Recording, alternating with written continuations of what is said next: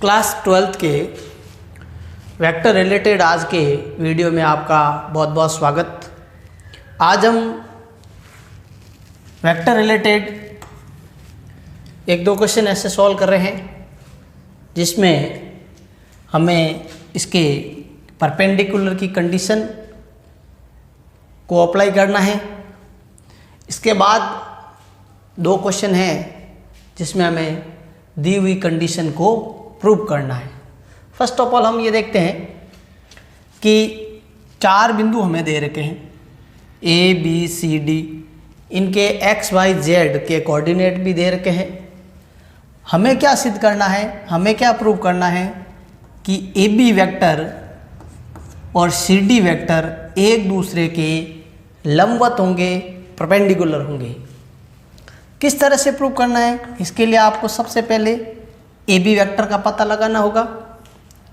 जैसा कि आप जानते हैं कि जब दो बिंदु हमें पता हो, जैसे ए और बी हमें दो बिंदु दे रखे हैं, इनसे किस तरह का वेक्टर निर्मित होता है, कैसे हम वेक्टर प्राप्त करते हैं, तो देखिएगा।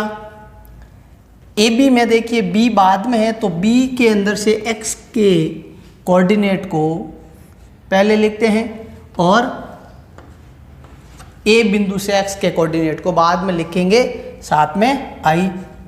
इसी प्रकार यहाँ देखिए 5 - 2, 5 - 2, साथ में क्या आ गया जे कैप, और के कैप के साथ क्या आएगा -1 -4।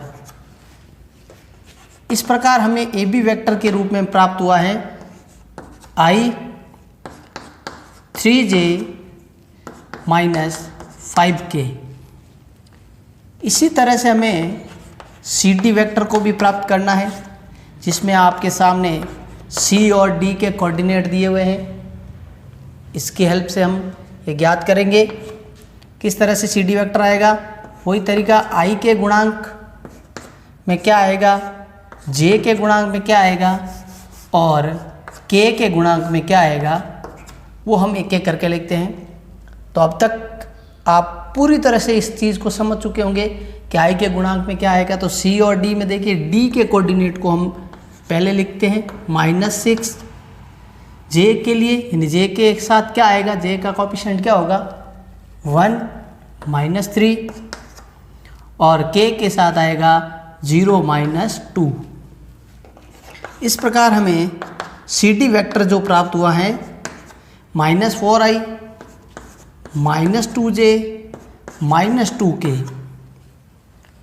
ए बी और सी डी दोनों प्राप्त होने के बाद हमें अपनी कंडीशन पर आ जाना है वापस की कंडीशन क्या पूछा है, हमें क्या सिद्ध करना है। ए बी और सी डी दोनों कैसे होना चाहिए, परपेंडिकुलर होना चाहिए। और परपेंडिकुलर की कंडीशन जो है बड़ी आसान है कि हम ए बी और सी डी दोनों वेक्टर का डॉट प्रोडक्ट निकाल के देखते हैं कि इनका डॉट प्रोडक्ट क्या आता है। तो देखिएगा डॉट प्रोडक्ट क्या आता है हमारे सामने यहाँ पे। ए B vector I + 3j - 5k और C D vector -4i -2j -2k। इस प्रकार हमें डॉट प्रोडक्ट के रूप में इसका मान मिला है। हम इसको डॉट करवा देते हैं, डॉट प्रोडक्ट इसका निकाल लेते हैं।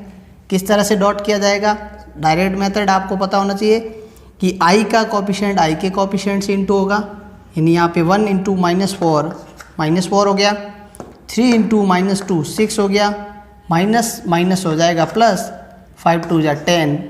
तो देखिए -10 और +10, इसका जो डॉट प्रोडक्ट आया है ए बी और सी डी का डॉट प्रोडक्ट जो आया है वो 0 आ गया है।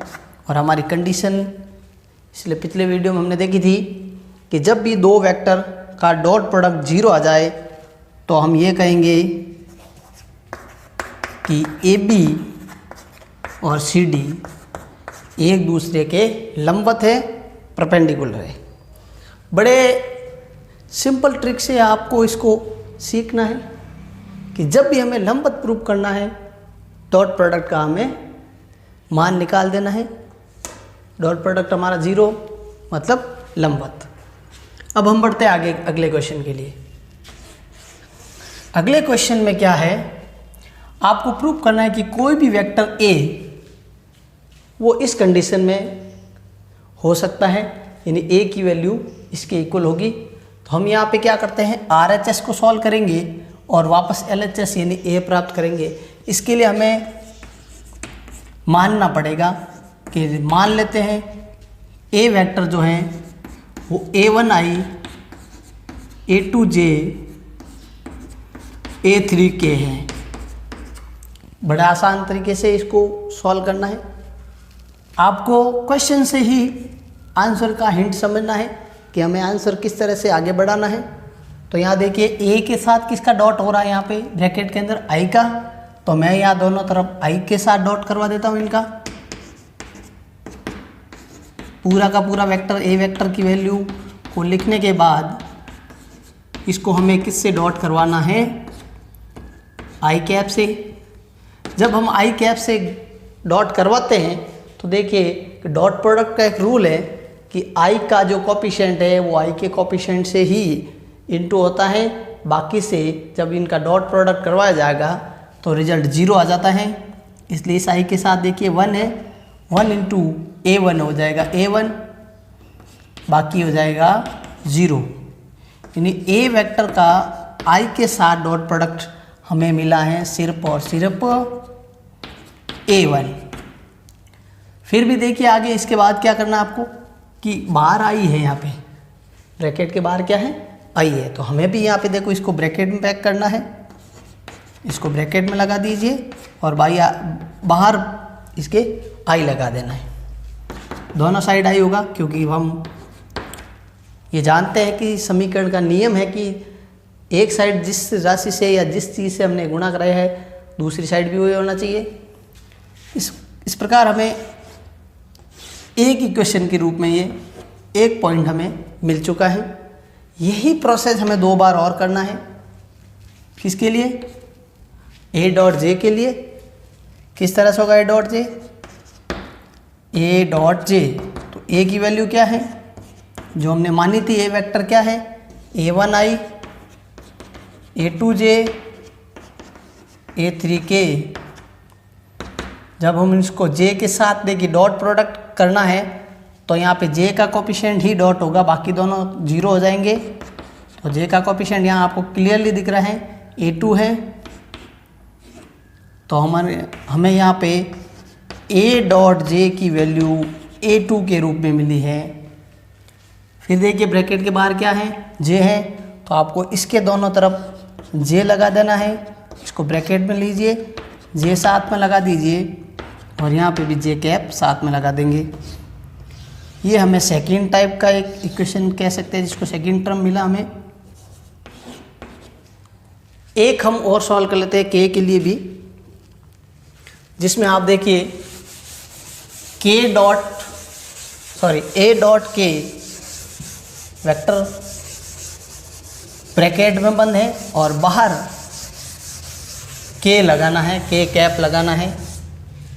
तो इसी तरीके से हम क्या कर रहे हैं, वेक्टर a का k के साथ डॉट प्रोडक्ट निकालते हैं। तो a की वैल्यू देखिए क्या है, a की वैल्यू जो हमने मानी थी शुरू में वही है a की वैल्यू, ठीक है। उसका k के साथ डॉट प्रोडक्ट करना है तो डॉट प्रोडक्ट के रूल के अकॉर्डिंग k कैप से ही मल्टीप्लाई होगा, बाकी दोनों 0 हो जाएंगे। तो क्या आ गया यहाँ पे, a डॉट k कैप की वैल्यू आ गई A3। अब क्या करना है देखिएगा, a डॉट k के बाहर क्या लिखा है, k लिखा है। तो हम भी इसको यहाँ पे ब्रैकेट में लेके बाहर k लगा देते हैं दोनों तरफ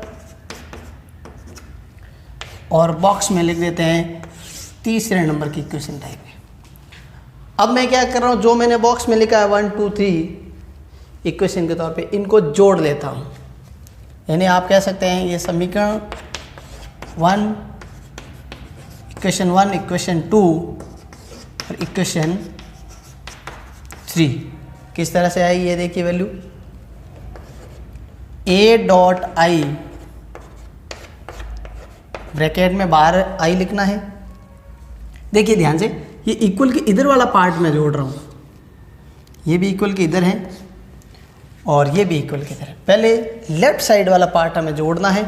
लेफ्ट साइड वाले को एक साइड रखेंगे लेफ्ट साइड की तरफ, ए वेक्टर का जे के साथ डॉट बाहर भी जे है और ए वेक्टर का के साथ डॉट बाहर भी के है। अब हमें इसके राइट में क्या लिखा है उसको देखना है। फर्स्ट ऑफ ऑल राइट में देखिए A1i, फिर है A2j और बाद में क्या है A3k,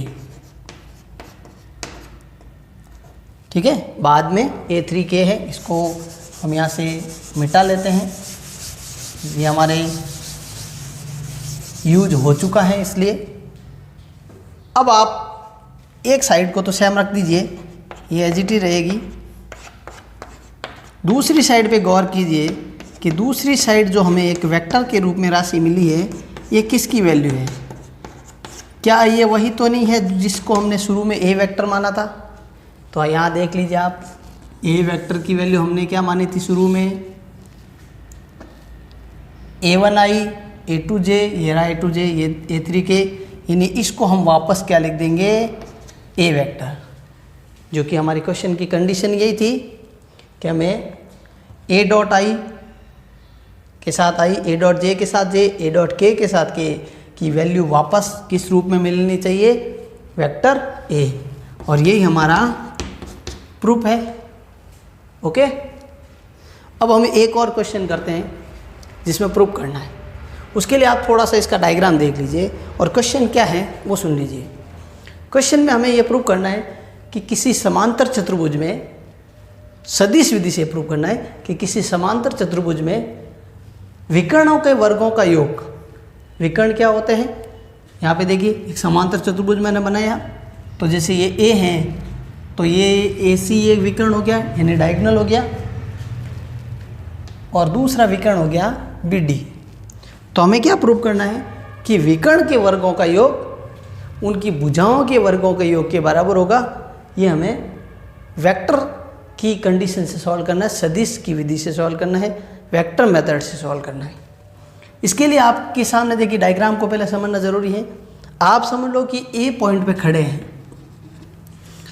आप अभी फ़िलहाल ए पॉइंट पे खड़े हैं और आपको पहुंचना है सी पॉइंट पे।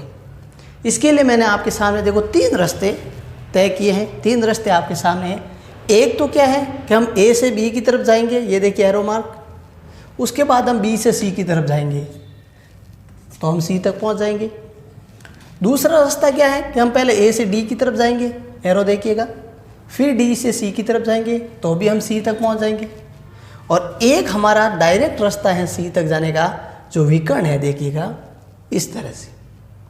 इसका मतलब क्या हुआ कि अगर मुझे ए से सी तक जाना है तो ए बी तक जाने के बाद बी सी तक जाने का जो हमने रास्ता तय किया है, जो दिशा तय की है हमने, वो ए सी के बराबर आना चाहिए। इससे पहले आपको ये थोड़ा सा देख लेना है कि हम चारों भुजाओं को वेक्टर के फॉर्म में लिख देते हैं। कि मान लेते हैं यहाँ पे देखिए ए बी जो है, A B vector, A vector हो गया, ए बी को हमने लिख दिया, बी सी को, यानी ये ए वेक्टर है, ये बी वेक्टर है। अब देखिए बी सी और ए डी एक ही डायरेक्शन में है तो ये भी बी वेक्टर हो गया, ए डी को भी बी वेक्टर लिखना है। और डी सी, जिस डायरेक्शन में ए बी है उसी डायरेक्शन में डी सी है, तो डी सी को भी हमें क्या लिख देना है, ए वेक्टर लिख देना है। ठीक है, अब हम इसका सॉल्यूशन शुरू करते हैं, इसका प्रूफ शुरू करते हैं। तो प्रूफ में क्या है, सबसे पहले आपको ये ध्यान देना है कि जैसे मैंने आपको बोला है कि सी तक जाने के लिए हम क्या करते हैं। सबसे पहले एक ट्रायंगल देखिए ए बी सी में, ए बी सी में ट्रायंगल रूल जो है, ए बी सी में सदिश के त्रिभुज नियम में, सदिश के त्रिभुज के नियम अनुसार, त्रिभुज के नियम अनुसार क्या है, त्रिभुज के नियम अनुसार कि जो ए सी वेक्टर है, यानी ए से सी तक जो हम जाएंगे उसकी value A B vector plus B C vector के इक्वल होगी। यानी ए सी वेक्टर मैंने इस तरह से प्राप्त किया, ए बी वेक्टर को स्मॉल ए मान लीजिए, बी सी वेक्टर को स्मॉल बी वेक्टर मान लीजिए, और हम इसको अब इस तरह से भी लिख सकते हैं कि बी प्लस ए बी लिख सकते हैं, क्योंकि प्लस में क्रम विनिमय का नियम लागू होता है। तो ये हमें थोड़ा ध्यान रखना है, इसका मैं यूज़ थोड़ी देर बाद और करने वाला हूँ। एक और ट्रायंगल लेते हैं हम, जिसमें ए बी डी आपको दिख रहा है, ए बी डी ट्रायंगल। इसमें पहले देख लीजिए करना क्या है कि हम ए से शुरू हो रहे हैं, हमारा प्रारंभिक बिंदु ए है, यहाँ से हमें डी तक जाना है। पहले हमें सी तक पहुँचना था, अब हमें डी तक जाना है। तो डी तक के लिए पहले रास्ते देख लेते हैं, कौन कौन से रास्ते हैं। एक तो देखिए ए से सीधा डी तक जा सकते हैं हम। दूसरा ए से बी तक गए और बी से वापस देखिए, ये एरो मैं इधर लगा रहा हूँ, ए से बी तक जाने के बाद बी से डी तक गए, तो हम इसको क्या लिखेंगे, सदिश के रूप में क्या लिखेंगे, ठीक है ना। तो जैसे ट्रायंगल कौन सा लेना है अभी हमें, ए बी डी में। ए बी डी में देखिएगा कि मैं आपके सामने लिख रहा हूँ कि जैसे ए डी तक जाना है तो एक डायरेक्ट रास्ता हो गया, एक हमें पहले पहुँचना पड़ेगा ए बी, और बी से वापस कहाँ तक जाना है, डी तक। ये इस तरह से। अब हम इसको ऐसे भी लिख सकते हैं कि A B plus B D equal to A D. तो मुझे यहाँ से बी डी की वैल्यू क्या प्राप्त होगी, बी डी की प्राप्त वैल्यू कैसे होगी, ये ए बी को मैं उधर भेज देता हूँ, माइनस हो जाएगा। तो वेक्टर बी डी की वैल्यू हमें इस प्रकार मिलेगी। ए डी क्या माना हमने, देखिए ए डी क्या है, वेक्टर बी है, ए बी क्या है, वेक्टर ए है। यानी बी डी वेक्टर हमें इस फॉर्म में मिला है, उससे पहले हमें ए सी वेक्टर इस फॉर्म में मिला था। अब हम क्या कर देते हैं कि ये इक्वेशन नंबर 1 और ये इक्वेशन नंबर 2, तो इक्वेशन नंबर 1 का स्क्वायर, ठीक है ना। पहले क्या करते हैं हम इक्वेशन नंबर 1 का स्क्वायर कर लेते हैं। तो यहाँ पे देखो ए सी वेक्टर का स्क्वायर किया, बी वेक्टर प्लस ए वेक्टर का स्क्वायर हो गया, और साथ ही साथ हम क्या कर रहे हैं, बी डी वेक्टर का भी स्क्वायर किया, जो कि बी माइनस ए वेक्टर आ गया। यहाँ आपको क्या लिखना है कि इक्वेशन फर्स्ट और इक्वेशन सेकेंड, यानी समीकरण 1 तथा समीकरण 2 के वर्गों को जोड़ने पर पहले हमें उसका स्क्वायर करके जोड़ लेते हैं, ऐड कर लेते हैं। तो किस तरह से ऐड होगा ये देखिएगा। ए सी वेक्टर का स्क्वायर को हमें modulus of A C vector का स्क्वायर भी लिख सकते हैं। बी डी वेक्टर के स्क्वायर को हम modulus of B D vector का स्क्वायर लिख सकते हैं। और हमें यहाँ देखिए जोड़ करनी है, प्लस करना है, तो यहाँ देखिएगा ये बी प्लस ए का whole square plus B minus A का होल स्क्वायर। तो हमें क्या मिला है यहाँ पे, फॉर्मूला खोलते देखिए, ए प्लस बी का होल स्क्वायर होता है ए स्क्वायर बी स्क्वायर 2ab में देखिए 2ab में मैं b डॉट ए लिख देता हूँ, ये प्लस का होगा। यहाँ क्या होगा देखिए, a माइनस बी का होल स्क्वायर है ए स्क्वायर प्लस बी स्क्वायर, लेकिन यहाँ पे जो है देखिए माइनस है, तो 2ab किसका होना चाहिए, माइनस का होना चाहिए। माइनस में किस तरह से लिखेंगे हम 2ab को, इस तरह से देख लीजिएगा, माइनस 2ab या बी है। यहाँ पे देखिए हमारा बी आगे है, इसलिए फॉर्मूला बोल रहा हूँ मैं कि ए माइनस बी का होल स्क्वायर का फॉर्मूला लगा है, लेकिन यहाँ बी पहले है तो देखिए बी स्क्वायर फिर ए स्क्वायर, माइनस है तो माइनस 2ab, यहाँ बी स्क्वायर ए स्क्वायर बीच में प्लस था तो प्लस 2ab। ये सेम होने की वजह से कैंसिल आउट हो जाएंगे। तो अब हमारे पास क्या रिजल्ट आया है, ए सी वेक्टर का स्क्वायर बी डी वेक्टर का स्क्वायर इक्वल टू अब मैं इसको देखो इस तरह से लिखता हूँ, ए वेक्टर का स्क्वायर प्लस बी वेक्टर का स्क्वायर, फिर से ए वेक्टर का स्क्वायर, फिर बी वेक्टर का स्क्वायर। तो यहाँ आप देखिए ए वेक्टर यानी ए बी वेक्टर, तो इसको मैं ए बी वेक्टर का स्क्वायर लिख सकता हूँ। बी वेक्टर यानी बी सी वेक्टर का स्क्वायर लिख सकता हूँ। फिर से ए वेक्टर, तो यहाँ देखिए ए वेक्टर किसको लिखूंगा मैं यहाँ पे, डी सी वेक्टर के स्क्वायर को लिख दूंगा। डी सी और सी डी वेक्टर स्क्वायर होने की वजह से सेम लिख सकते हैं आप, ठीक है। हम यहाँ पे देखो ये डी सी को सी डी वेक्टर भी लिख सकते हैं, कब, जब हमें इसका स्क्वायर हो, यानी यहाँ पे देखिए मैं स्क्वायर लिख दूँ, तो जब स्क्वायर करते हैं ना, ये कंडीशन थोड़ी सी ध्यान देना ना यहाँ पे, कि जब हम डी सी वेक्टर का स्क्वायर करते हैं तो सी डी वेक्टर का स्क्वायर दोनों बराबर आएगा मॉडुलस ए के स्क्वायर के बराबर। तो आप यहाँ पे डी सी या सी डी दोनों लिख सकते हैं, इसमें कन्फ्यूज होने की कोई ज़रूरत नहीं है। और वापस लास्ट में जो बी है, बी को हम क्या लिखेंगे, ए डी या डी ए। इस प्रकार आप देखिए समांतर चतुर्भुज की चारों भुजाएं A B, B C, C D, A D या डी ए के वर्गों का योग किसके बराबर आया है, उनके डायगोनल के स्क्वायर यानी कि विकर्ण के वर्गों के योग के बराबर आया है। और यही हमारा क्या है, प्रूव है, यही हमें सिद्ध करना था। अच्छा और इम्पोर्टेंट क्वेश्चन है, वेक्टर के ट्रायंगल लॉ का यहाँ यूज हुआ है, और उसके बाद हमने इसका पूरा प्रूफ सॉल्व किया। अब हम इसी टॉपिक को नेक्स्ट वीडियो में कंप्लीट करने से पहले आपको ये एक सजेशन दे रहे हैं कि आप कंटिन्यूशन में इस टॉपिक से जुड़े रहिए। आपके सारे कंसेप्ट क्लियर करने का जिम्मा है हमारा।